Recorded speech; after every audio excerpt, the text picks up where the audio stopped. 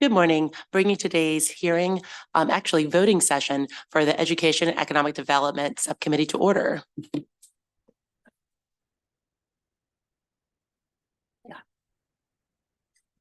Thank you, Madam Chair. We're going to start with House Bill 764. There are amendments that we sent you to this bill, so we're just going to go through them. The first change is on page 4, which has a different amount for fiscal year 2025 for the Prince George's County Blue Line Corridor. And then in line 33, it strikes an amount not to exceed $27 million. That is in alignment with what we believe MSA's practice moving forward on the Blue Line Corridor is.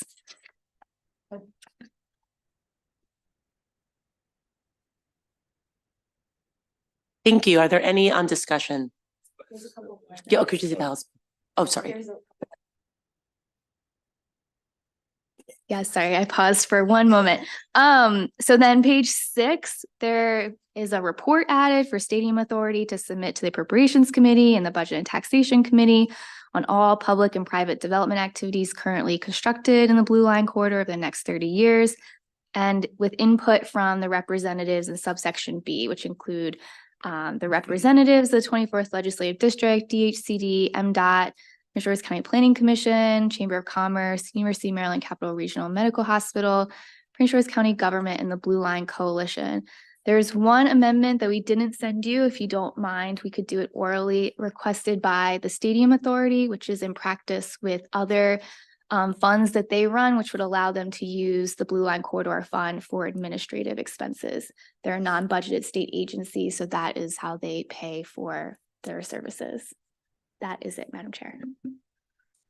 This is House Bill 764. Yes, House Bill 764.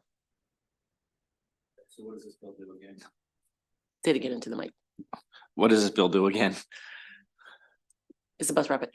Yeah, this bill, as introduced, made changes to the bus rapid transit program to allow the funding to be deposited beginning in 2024 and moving forward more consistently and regularly. So it's not any new money related to either of those two programs. So this helps with like volatility, doesn't it? From what I understand, like sort of levels everything else. So there's more consistency. And a couple years ago, the legislature passed a bus rapid transit grant program for certain counties to participate in. Because that funding is paid for through the state lottery fund, it was unclear when that program started when that money would be deposited and moved. And so these amendments are to clear up that uncertainty. Gotcha. Okay, very good.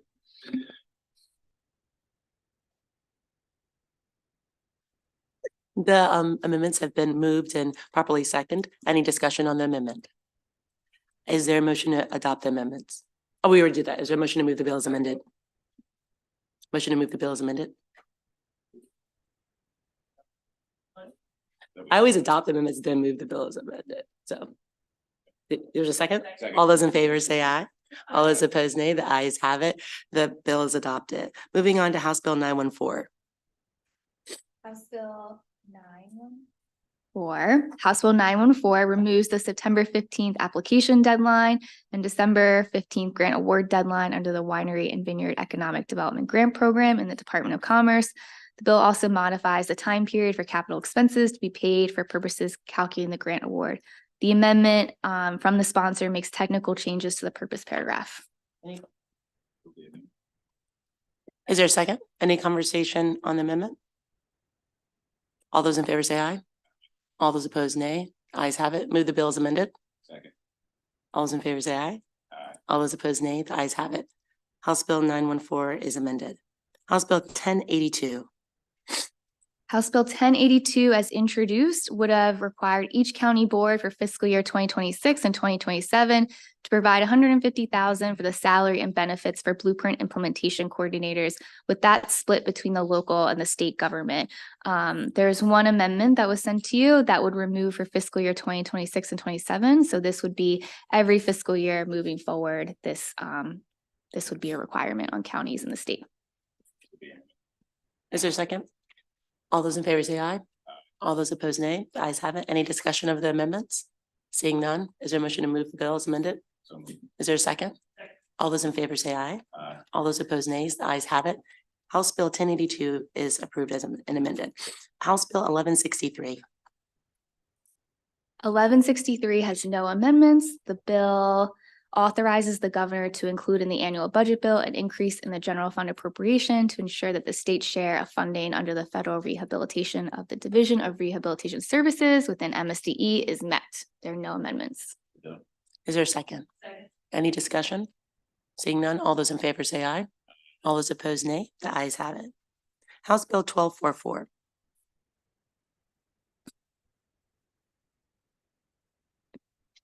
Thank you, Madam Chair. There are a number of amendments. Would you like me to walk through those? Okay, so the first changes are on page 4. Those are changes to the requirement for Commerce to have at least one full-time staff member responsible for certain workforce development data requirements. After talking with Commerce, they believe they have an individual who can do this. They already have that position, so this just removes that requirement, instead modifies the language about what their job is supposed to be. The next change is on page 6, which says that the state plan should include current and emerging state and regional workforce needs. And in keeping with the intent of the work group's recommendation, this should have said, and any specific academic programs institutions could develop to meet these needs. So that's just conforming with the work group's recommendations.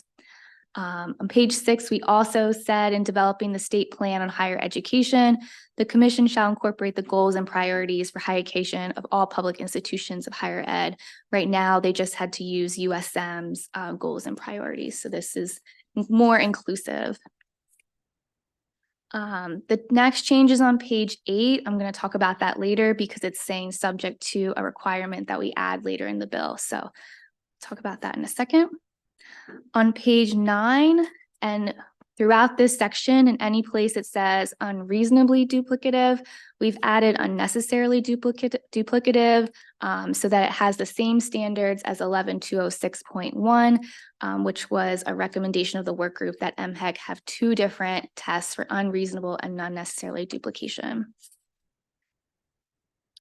The changes on page 11, again, these we'll talk about in a second because they reference the new requirement in that provision. On page 13, we changed the standard from unreasonable program duplication, which would cause demonstrable harm to another institution, to instead say unreasonable program duplication, which would cause harm to the state or students attending institutions of higher education in the state. That way it's clear, it's more student focused, and we had a lot of concerns about what demonstrable harm meant. So we took that out. In line 25 on page 13, it says the commission, and we changed from jointly with the AG to instead in consultation to more conform to how normal practice of how they communicate with the Attorney General's office. Just generally speaking harm, and would that be not prescriptive enough because it's so subjective? It does say just harm. Later in the bill, MHEC has to adopt regulations on how they would define that harm, I think. But there were concerns from institutions of higher education. They didn't know what demonstrable meant. It's something you could change or work towards making that more specified through regulation. It says required in this bill. We require regulations to be updated, and I believe the budget actions will restrict funding. You guys are thinking about budget actions to restrict funding pending them updating regulations. They believe they can do these regulations by January. Okay. The next change, it's not in your reprint, but it's a technical change on page 14. In line 10, it says a hearing for review of the commission's determination. It needs to be the secretary's determination. So if you don't mind adding that when what you adopt, just was a technical error. On page 15, MHEC is required in the proposed bill to do a report after every 4 years of whether HBCU suffered harm resulting from the approval of a program. MHEC requested to do this report every year, so this amendment takes that into incorporation. On page 16, this new provision in 11206.3 creates a letter of intent process. As introduced, the letter of intent was only for public four-year institutions. This amendment would change to be for all four-year institutions in the state for any new graduate level programs.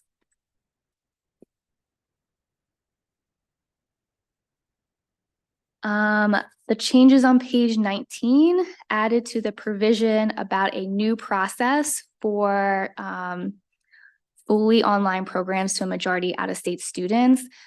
It was requested to clarify that that process also should allow an objection for the implementation under the same objective standards that we do in other program approval, process. There was concern that we were creating a separate process for online programs that would allow for no objections, and this makes that clear that that was not the intent.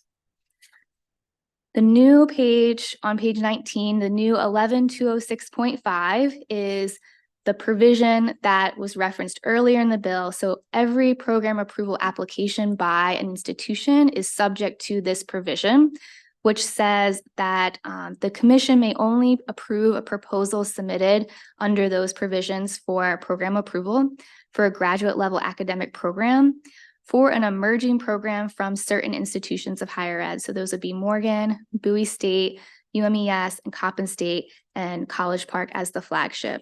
The emerging workforce need programs are what's earlier in the bill that MHEC every year has to identify not just workforce needs, but things that no one in the state is doing and how the state can meet that need. So now those programs under this bill would only be allowed at the graduate level to be proposed by those institutions first. They would have 2 years to put that forward. If they don't do that in 2 years, then any other institution may move forward with that program, but MHEC cannot approve a program for one of those emerging programs unless it's from those institutions. On page 20, we added that the commission shall develop detailed criteria for the robust review of mission statements. We added that the mission statements have to be reflective of the institution's statutory distinction. That process goes on now, but we wanted to make sure that MHEC still had that authority. That is the last change to House Bill 1244, Madam Chair. Is there, all those in favor say aye? All those opposed, nay? Any discussion of the amendments? Hearing none, is there a motion to move the bill as amended? All those in favor say aye. Aye. All those opposed, nay. The ayes have it. House Bill 1244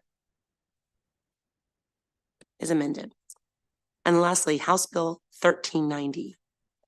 Thank you, Madam Chair. House Bill 1390 has a number of changes as well, so I'm going to walk through those too. On the first page, the bill repeals chapter 32, section 3 of chapter 32 of 2022. That section established the intent that the legislature establish a new work group on facilities needs, the assessment of facilities needs. That was repealed because that work group is established later in this bill. So I felt like we would establish that, you would establish that. Okay, on page 1 at the bottom, there are provisions related to the Prince George's County P3 program. The first change removes that they have to enter a P3 agreement by July 1st, 2024. Instead, the state won't put money until they do enter a P3 agreement, but it removes the deadline. And I believe this was discussed in delegation.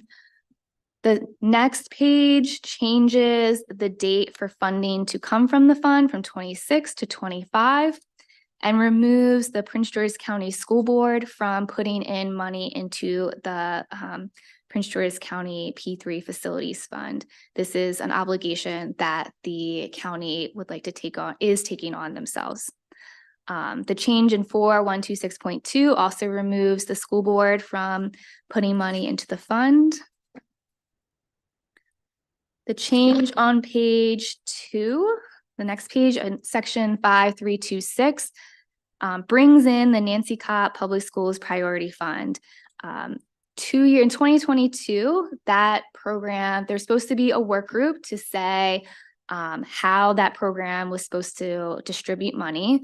That work group couldn't come to a conclusion. So the legislature passed a bill saying it was the intent of that work group that a new work group be appointed this interim 2024, to establish how to use this fund. The chair believes that needs more time to work out and get to a consensus place on how this fund should be used. So the amendment before you says that in fiscal year 2023, the fund should be used to provide funding for to address the severity of school issues of air conditioning, heating, indoor air quality, mold remediation, temperature regulation, plumbing, windows, and any other severe issues in the school, which mirrors the Healthy School Facilities Fund. But then the priority fund would start in 2028. So it really just delays the priority fund for 1 year, and in a sense keeps the spirit of Healthy School Facility Fund for 1 year. On the next page of your PDF, but the unmarked page, it decreases the priority fund from 80 million to 70 million, because as introduced, this bill extended the school safety grant program, but the fiscal note pointed out that that was a $10 million cost, because it was the intent back in 2020 when we passed this bill that the school safety grant fund would fold into the priority fund. But because you're making the choice to continue the school safety grant fund, we decreased this fund 10 million to reflect that choice. So this would not have any cost to the state. Later on in the bill, we established the new work group on the assessment and funding of school facilities. The work group has a different membership than it did last time. So it'd be 2 members of the Senate, 2 members of the House, the state superintendent of schools, the state treasurer, the chair of the IAC, the secretary of DBM, and the secretary of DGS, and the president and the speaker would appoint the chair of the work group.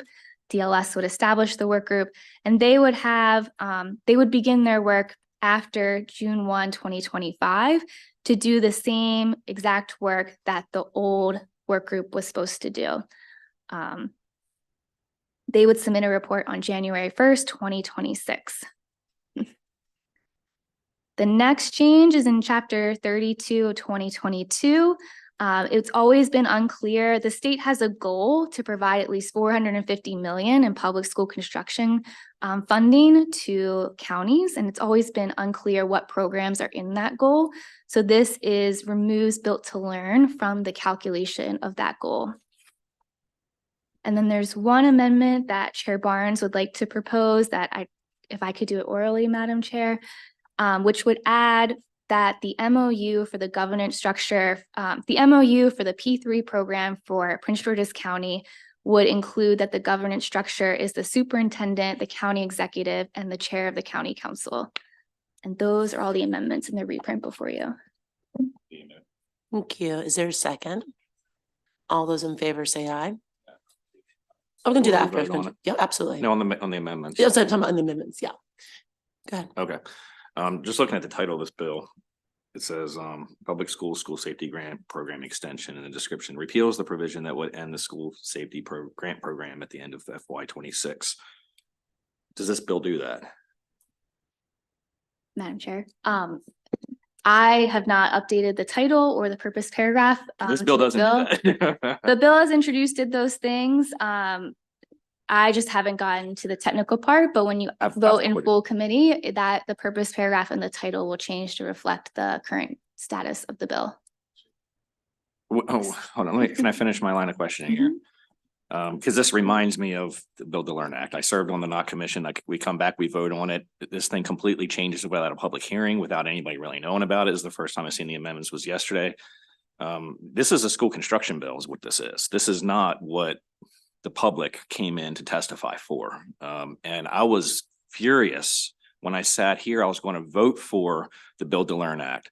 When we got all the amendments in the last minute, like we're doing right now, I voted against it. I voted against a bill that I sat over an entire summer on the NOC commission. I had to come in here because this is how the committee dealt with things back then. We do it through the amendment process. This should be 3 different bills. The first bill as it was titled, and then we should have a up or down vote on it. And then, we have this P3, that should be a separate bill. Then there's not this Nancy Cop Public School Facilities Fund. That should be a third bill. This is dishonest. This is dishonest. This is a dishonest way to handle these sorts of things. We didn't give the public a single chance to come in and talk about this thing. You know, I can't even get $6 million in the Ulysses Curry Fund. I mean, can we amend it to add that too, since we're on, you know, we're bargain shopping here. We're creating new programs and, you know, we're adding funding to programs that never existed before. I mean, can we do that? Can I add an amendment that'll add $6 million to that program? Because that's important to me. I doubt it. I'm voting, I don't have any questions, but I will be voting against the amendments, and I was going to vote for the bill, and now I'm voting against. Anything? Okay. Any other discussion on the amendments? All those in favor say aye. Aye. All those opposed, nay. The ayes have it. Is there a motion to move the bill as amended? Is there a second? All those in favor say aye. Aye. All those opposed, nay. The ayes have it. The bill is adopted. That concludes today's voting session.